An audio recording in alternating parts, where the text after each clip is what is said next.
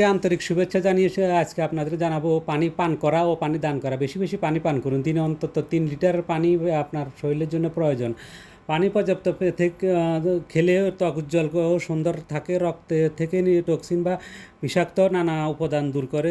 পানি নতুন রক্তকোষ এবং পেশিকোষ জন্মানোর প্রতিক্রিয়া সহায়তা করে। সকালে বা সারাদিনে পর্যাপ্ত পানি খেলে ওজন নিয়ন্ত্রণ থাকে। পানি পান দান করার যে ফজিলত তা আরব দেশের মসজিদগুলো ঘুরলেই দেখা যায়। প্রতিটি মসজিদে অন্তত 2-3টি ফ্রিজ থাকে, এভাবে পানি জমা করে সবসময় ওনারা রাখেন। কারণ পানি দান করার যে ফজিলত সেটা রাসূল সাল্লামের একটা হাদিস শুনলে আমরা বুঝতে পারি। রাসূল সাল্লামের যুগে এক সাহাবা একটি ক্ষুধার্ত কুকুরকে পানি পান করিয়েছিলেন। পানি পান করাতে সেই আল্লাহ খুশি হয়ে ওই ব্যক্তিকে সমস্ত গুনাহ মাফ করে আল্লাহ তাকে জান্নাতের সুসংবাদ দিয়েছিলেন। তাইলে বোঝা যায় আল্লাহর মাখলুকাতের যে কোনো প্রাণীকে পান করালে যে ফজিলত, অবশ্যই আমরা পানি বা নিজে পান করবো এবং দান করার সহায়তা করবো, অন্যকে পানি সবসময় পান করবো। কেমন লাগলো ভিডিওটি অবশ্যই জানাবেন। আপনাদের ভালো লাগলে আরও ভিডিও বানাবো।